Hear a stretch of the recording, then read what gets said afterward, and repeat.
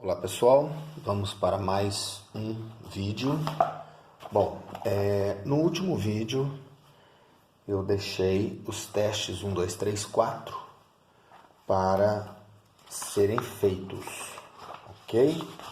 Então nós vamos dar uma passadinha rapidinha nestes testes aí. Então aqui o primeiro teste, que é uma questão do Enem. Para medir o tempo de reação de uma pessoa, pode-se realizar a seguinte experiência. 1.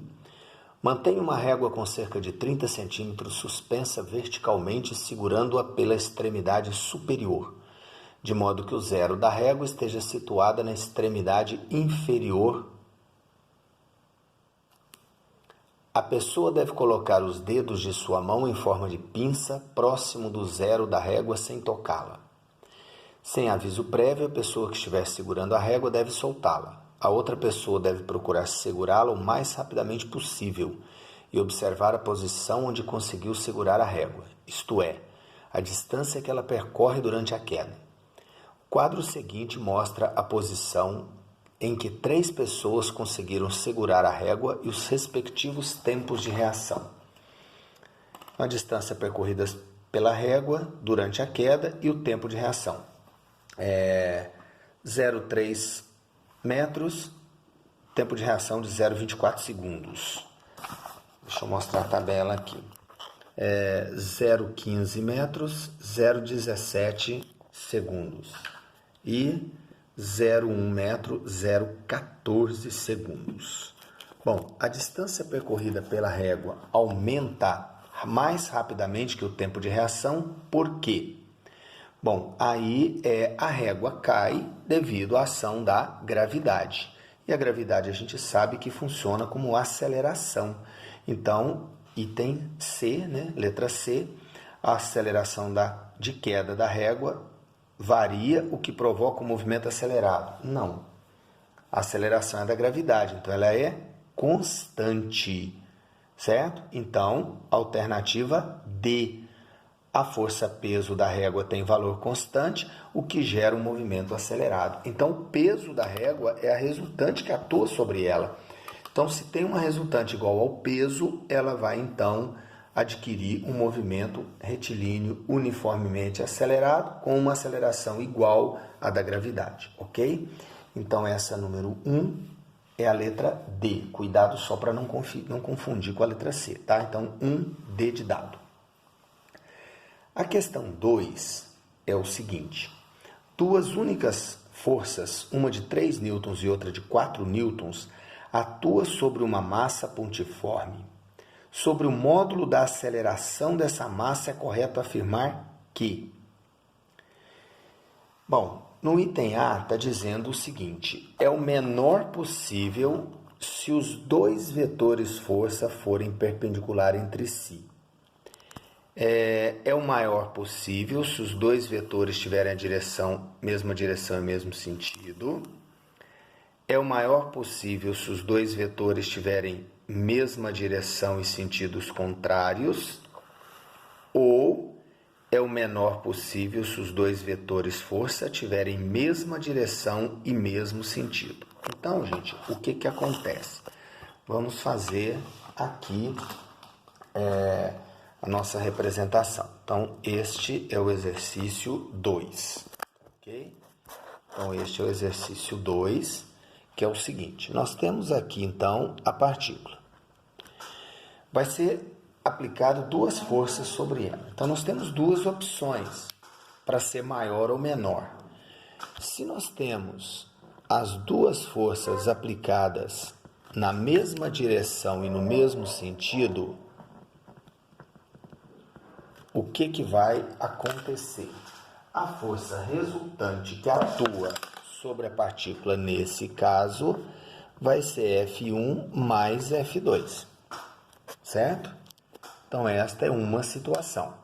A outra situação seria aqui a partícula e 2 forças aplicadas. O F1 para a direita, o F2 para a esquerda. Então, nesse caso, bom, aí o F1 é 3, o F2 é 4, aí nesse caso a resultante seria F2 menos F1.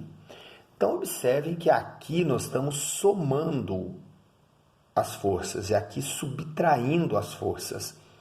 Então, é simples para a gente compreender que o resultado de uma soma é maior que o resultado da diferença entre dois valores. Então, aqui no caso vai ser 3 mais 4, que vai dar 7 newtons a resultante. E aqui no caso a resultante vai ser 4 menos 3, que vai ser igual a 1 newton. Bom, como a força resultante é massa vezes aceleração, como a massa da partícula não muda, a maior aceleração é adquirida quando a força resultante for maior. Portanto, o que nós temos?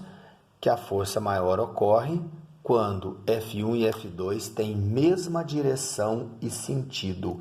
Então, é o maior possível se os dois vetores tiverem mesma direção e mesmo sentido, alternativa B. Ok? Então, a questão 2, alternativa B. Bom, a questão 3, o Código de Trânsito Brasileiro estabelece no artigo 65 a obrigatoriedade do uso do cinto de segurança para condutores e passageiros em todas as vias do território nacional. A função básica do cinto de segurança consiste em impedir que os corpos dos ocupantes de um veículo em movimento sejam projetados para frente no caso de uma colisão frontal. Isto ocorre devido a um comportamento natural de qualquer corpo, descrito pela primeira lei de Newton, também conhecida como o princípio da inércia. A alternativa correta que compreende tal princípio é, então, a letra A. A velocidade de um corpo tem sempre a mesma direção e sentido da força resultante que atua sobre ela. A velocidade não, a aceleração, né? Então, a aceleração é que tem sempre a mesma direção e sentido. A força não, o corpo pode estar se movendo para um lado e a força resultante ser para o outro, promovendo, então, a frenagem ou a diminuição da velocidade dessa partícula. Então, a força e a velocidade não obrigatoriamente têm a mesma direção e sentido. Toda ação é anulada pela reação. Isso não é primeira lei de Newton. Ação e reação é terceira lei de Newton. E, além do mais, está errada, porque ação e reação nunca se anulam, porque nós vimos no vídeo anterior que eles atuam em corpos diferentes. Então, não tem como uma força que atua em um corpo ser anulada por outra força que atua em outro corpo. Então, não dá. Bom, a letra C... Todo o corpo permanece em repouso ou em movimento retilíneo uniforme, a menos que seja obrigado a mudá-lo por forças atuantes sobre ele. Então, a letra C, todo o corpo permanece em repouso ou em movimento retilíneo uniforme, a menos que seja obrigado a mudar por forças atuantes sobre ele. Então, vamos ver a letra D. Toda vez que um corpo exerce uma força sobre o outro, este exerce sobre aquele uma força de mesma intensidade, mesma direção e sentido contrário. A letra D é o princípio da ação e reação e não o princípio da inércia, que está corretamente descrito na letra C. Não é isso? Então, todo o corpo permanece em repouso ou em movimento retilíneo uniforme, a menos que uma força externa atue sobre ele. Então, o princípio da inércia corretamente enunciado no item C. Então, 3C. Vamos para a questão 4. A figura a seguir mostra imagens de um teste de colisão. A foto revela o momento exato da colisão do carro com o muro. Nesse instante, a velocidade do carro era de 56 km por hora. As fotos B, C e D são imagens sequenciais da colisão. O motorista que usa cinto de segurança fica espremido entre seu banco e o volante. A criança que estava sentada no banco da frente ao lado do motorista bate no para-brisa e é arremessada para fora do carro. Com relação ao que foi dito anteriormente, baseado nos conhecimentos de física, pode-se afirmar: não é necessário que os passageiros sentados na parte traseira do carro usem o cinto de segurança. É necessário sim. Observem aqui, ó, que o passageiro sentado no banco de trás, ele também é projetado para frente, ó. Certo? Aqui, ó.